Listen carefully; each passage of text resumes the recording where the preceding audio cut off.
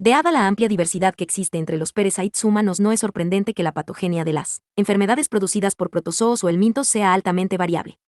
Aunque los diversos parásitos humanos muestran un extenso abanico de mecanismos patógenos directos, en la mayoría de las ocasiones los propios microorganismos no son altamente virulentos y /diagonal o son incapaces de replicarse en el interior de hospedador. De este modo, la gravedad de la enfermedad provocada por numerosos parásitos se encuentra relacionada con la dosis infecciosa y la cifra de microorganismos adquirida a lo largo del tiempo. A diferencia de numerosas infecciones bacterianas y víricas, las parasitosis son, con frecuencia, crónicas y se prolongan a lo largo de meses a años. Las exposiciones repetidas conducen a la acumulación de una carga cada vez mayor de parasites. Cuando la infección por un microorganismo concreto se asocia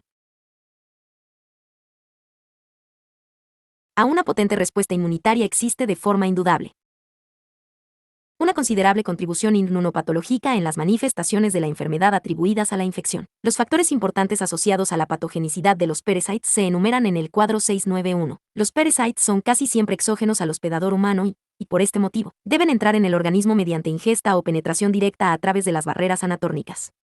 El tamaño del inóculo y la duración de la exposición ejercen una importante influencia sobre el potencial de un microorganismo para causar la enfermedad. Además, la vía de exposición es clave para la mayoría de microorganismos. Por ejemplo, las cepas patógenas de Entamoeba histolítica probablemente no provocarán enfermedad cuando exista una exposición directa sobre la piel intacta, pero pueden causar una disentería grave tras su ingesta por vía oral. Numerosos parásitos presentan medios autodirigidos de invasión de hospedador humano. Una vez que se ha producido la invasión, los parasites se unen a células u órganos específicos de hospedador, eluden los mecanismos de detección inmunitaria, se replican. La mayoría de protozoos y algunos helmintos producen sustancias tóxicas que destruyen tejidos y provocan una enfermedad secundaria a la propia respuesta inmunitaria de hospedador, V cuadro 691. Además, ciertos parasites obstruyen y lesionan físicamente órganos y tejidos debido solamente a su tamaño.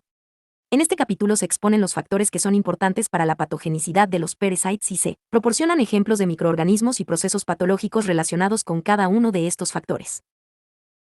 Exposición 6N y entrada. Aunque numerosas enfermedades infecciosas están provocadas por microorganismos endógenos que forman parte de la flora normal de hospedador humano, no sucede así en la mayoría de las enfermedades causadas por parasites como los protozoos y los helmintos. Estos microorganismos se adquieren casi siempre 692. A partir de una fuente exógena y, de este nodo, han desarrollado numerosos métodos para penetrar en el organismo de hospedador. Las vías más frecuentes de entrada son la ingesta por vía oral o la penetración directa a través de la piel u otras superficies. Tabla 691. La transmisión de las enfermedades parasitarias se encuentra frecuentemente facilitada por la contaminación del entorno con desechos animales y humanos. Este aspecto es ampliamente aplicable a los trastornos que se transmiten mediante la vía fecal-oral, aunque también es aplicable a las infecciones por helmintos, como la uncinariosis y la estrongiloidiosis, que dependen de la penetración de la piel por las larvas. Numerosas enfermedades parasitarias se adquieren por la picadura de artrópodos vectores. La transmisión de la enfermedad por esta vía es extraordinariamente eficaz, como pone de manifiesto la amplia distribución de enfermedades como el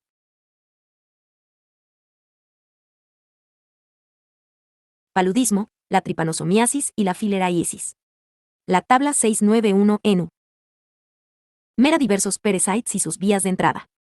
Esta recopilación no debe considerarse exhaustiva, más bien, la lista proporciona ejemplos de algunos de los parasites más frecuentes y los medios por los que penetran en el organismo humano. Los factores adicionales que determinan el resultado de la interacción entre el hospedador y el parásito son la vía de exposición y el tamaño o de inóculo. La mayoría de los parasites humanos presentan un abanico limitado de órganos o tejidos en los que pueden replicarse o sobrevivir. Por ejemplo, el simple contacto cutáneo con la mayoría de los protozoos intestinales no provoca enfermedad. Así, estos microorganismos deben ser ingeridos para que se inicie el proceso. Además, es necesaria una cantidad mínima de microorganismos para establecer la infección, aunque ciertas enfermedades parasitarias pueden adquirirse mediante la ingesta o la inoculación de un pequeño número de microorganismos.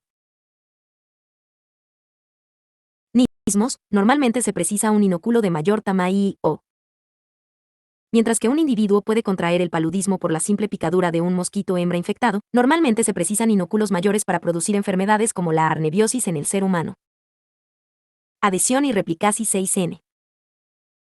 La mayoría de las infecciones se inician mediante la unión de microorganismo a los tejidos de hospedador, seguida de la replicación para establecer la colonización. El ciclo vital de un parasite se basa en los tropismos tisulares y de especie, lo que determina los tejidos u órganos de hospedador en los que el parásito puede sobrevivir. La unión de parasite a las células o tejidos del hospedador puede ser relativamente inespecífica. Puede estar mediada por partes de la boca mecánicas o implicadas en las picaduras, o puede darse a través de la interacción de estructuras de la superficie de parasite conocidas como adhesinas y los receptores glucoproteicos o glucolípidos presentes en algunos tipos celulares, aunque no. Copyright 20 litros 7. Elsevier España, SLU reservados todos los derechos. Tabla 69 a 1 vías de entrada de los parasites.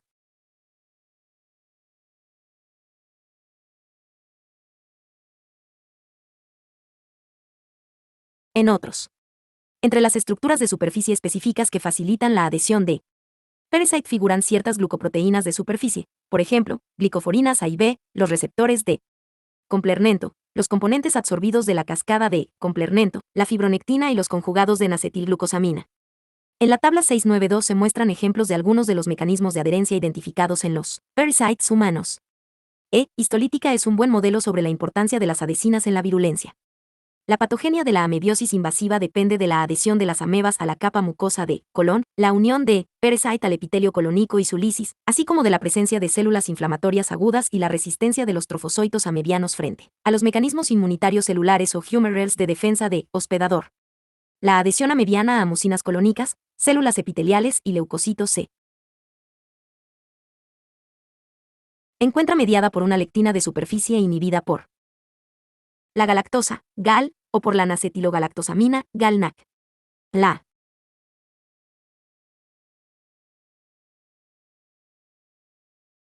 unión de la lectina de adherencia inhibida por la galactosa a carbohidratos presentes en la superficie de las células de hospedador es necesaria para que los trofozoitos de histolítica ejerzan su actividad citolítica. La presencia de la lectina de adherencia inhibida por la galactosa es una característica que distingue las cepas de histolítica patógenas de las no patógenas. Se han asociado diversos mecanismos de unión a infecciones específicas. Por ejemplo, el antígeno del grupo sanguíneo Duffy actúa como un sitio de unión para Plasmodium vivax. Los eritrocitos de la mayoría de las personas de África Occidental, a diferencia de los europeos, carecen de antígeno Duffy. De esta forma, el paludismo que provoca P. vivax es casi desconocido en África Occidental. Debe señalarse, sin embargo, que recientemente se ha descrito paludismo clínico por P. vivax en personas que carecen de antígeno Duffy en Madagascar. Todavía no se han identificado las moléculas de parasite y de hospedador que permiten esta invasión de los eritrocitos humanos independiente de antígeno Duffy. Las estructuras físicas de los parasites pueden interaccionar con las moléculas de adhesión para promover la unión a las células de hospedador. Giardia duodena /diagonales, previamente intestinalis /diagonal amplia, es un parasite protozoario que utiliza un disco ventral para unirse al epitelio intestinal mediante un agarre o un mecanismo de succión. Dos adhesinas identificadas recientemente, la lectina de gel amblia activada por la tripsina, taglina, y la molécula I de adherencia de gel amblia, GLAM1, pueden desempeñar también una importante función en la unión a los enterocitos. Se considera que el contacto inicial de parásito con la superficie intestinal se ve facilitado por la taglina, que se encuentra distribuida sobre la superficie de parasite, y que la GLAM1 específica de disco es la responsable de la ávida unión de disco a la superficie de enterocito. Tras su unión a la célula o al tipo tisular específicos, el parásito puede llevar a cabo la replicación como siguiente paso para establecer la infección. La mayoría de los parasites protozoarios se replican de forma intracelular o extracelular en el hospedador humano, mientras que generalmente no se observa replicación en los elementos capaces de establecer una infección en el ser humano. La temperatura puede desempeñar igualmente un destacado papel en la capacidad de los parasites para infectar un hospedador y provocar una enfermedad. Este aspecto se ilustra bien en el genera Leishmania. Leishmania donovani se replica adecuadamente a 37 grados ahí y provoca la leishmaniasis visceral que afecta a la médula ósea, el hígado y el vaso. Por el contrario, Leishmania trópica crece satisfactoriamente a temperaturas de 2530 grados C, pero lo hace con dificultad a 37 grados centígrados y provoca una infección cutánea de la piel, sin afectación de órganos más profundos.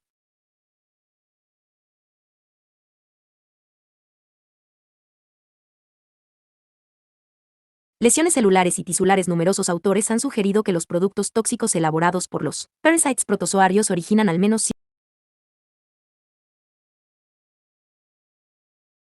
Aunque ciertos microorganismos pueden provocar enfermedad mediante la multiplicación localizada y la elaboración de potentes toxinas microbianas, la mayoría de los parasites inician el proceso de la enfermedad mediante la invasión de los tejidos normalmente estériles y su ulterior replicación y destrucción.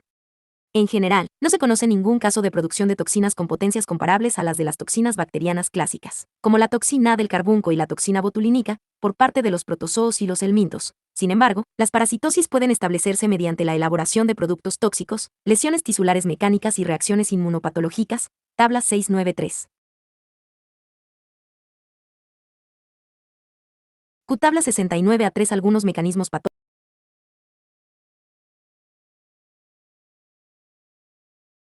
Numerosos autores han sugerido que los productos tóxicos elaborados por los parasites protozoarios originan al menos ciertos aspectos de su patología, V tabla 693. Pueden secretar proteasas y fosfolipasas, que se liberan como consecuencia de la destrucción de los parasites. Estas enzimas pueden provocar la destrucción de las células del hospedador, respuestas inflamatorias y una elevada patología tisular. Por ejemplo, el parasite intestinal histolítica sintetiza proteinasas que pueden degradar la membrana basal epitelial y las proteínas de anclaje celular con el fin de disgregar las capas celulares del epitelio. Además, la ameba produce fosfolipasas y una proteína parecida a los ionóforos que lisa los neutrófilos del hospedador, provocando la liberación de los constituyentes de los neutrófilos que son tóxicos para los tejidos del hospedador. La expresión de ciertas proteinasas aumenta de forma relativa la virulencia de la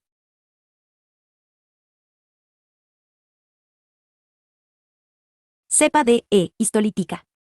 A diferencia de los parásitos protozoarios, muchas de las consecuencias patogénicas de las infecciones por helminto se relacionan con el tamaño, la movilidad y la longevidad de los parasites. El hospedador se encuentra expuesto a una lesión a largo plazo, ya una estimulación inmunitaria, así como a las consecuencias físicas de la presencia de cuerpos os de gran tamaño. Las formas más obvias de lesión directa por parte de parásitos helmínticos son las procedentes de la obstrucción mecánica de los órganos internos o de los efectos de la presión ejercida por los parasites en proceso de crecimiento. Los grandes microorganismos adultos de la especie Ascaris pueden obstruir físicamente el intestino y los conductos biliares. De igual forma, la obstrucción del flujo linfático, que conduce a elefantiasis, se asocia a la presencia de microorganismos adultos de la especie Buchereria en el sistema linfático. Ciertas manifestaciones neurológicas de la cisticercosis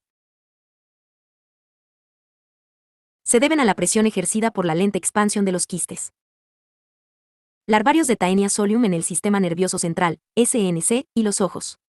La migración de los helmintos, normalmente las formas larvarias, a través de tejidos orgánicos como la piel, los pulmones, el hígado, el intestino, los ojos y el SNC puede ocasionar lesiones directas a los tejidos e iniciar reacciones de hipersensibilidad. Como sucede con numerosos agentes infecciosos, las manifestaciones de las parasitosis no solo se deben a la lesión mecánica o química de los tejidos, producida por el parasite, sino también a las respuestas del hospedador frente a la presencia del parasite.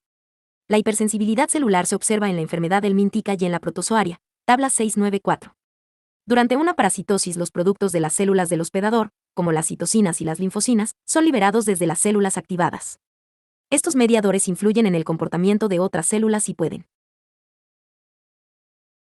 contribuir directamente a la patogenia de las parasitosis. Las reacciones inmunopatol 6 GICs van desde reacciones anafilácticas. Véase la tabla 69.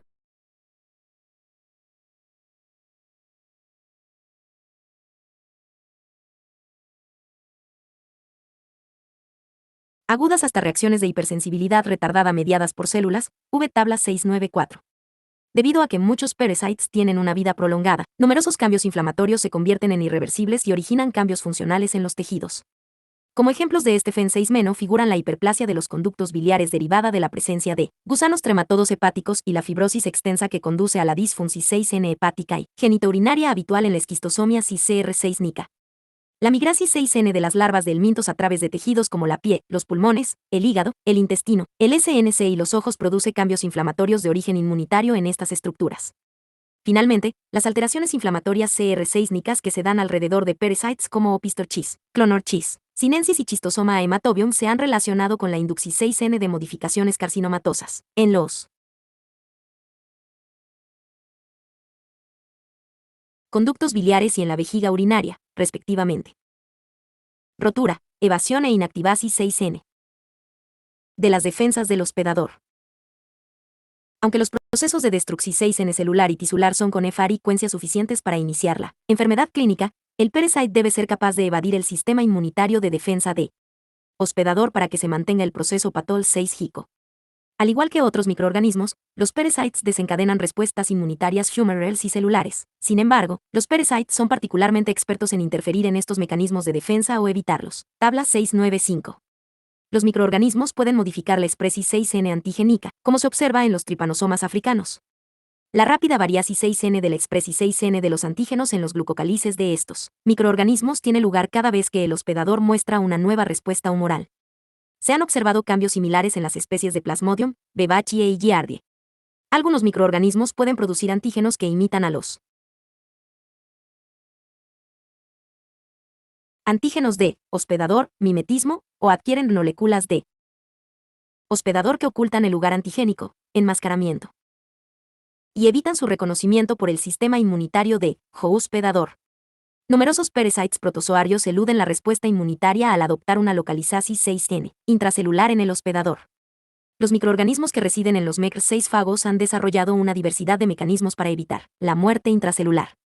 Entre ellos se encuentran la prevencia 6N de la fusión por fagolisosomas, la resistencia a la destrucción 6N por exposición 6N a las enzimas lisoseismicas y la fuga de las células fagocitadas de fagosoma hacia el citoplasma con la posterior replicación 6N de microorganismo, V tabla 695. Con frecuencia tiene lugar una inmunodepresión 6N de hospedador durante la evolución 6N de las parasitosis. La inmunodepresión 6N puede ser específica de parasite o generalizada, lo que implica una respuesta a diversos antígenos parasitarios y no parasitarios. Como mecanismos responsables de esta situación 6N se han propuesto la sobrecarga antigénica, la competitividad antigénica, la inducción 6N de células supresoras y la producción 6N de factores supresores específicos de los linfocitos. Ciertos helmintos, como Schistosoma manzoni, pueden sintetizar también proteinasas capaces de degradar las inmunoglobulinas.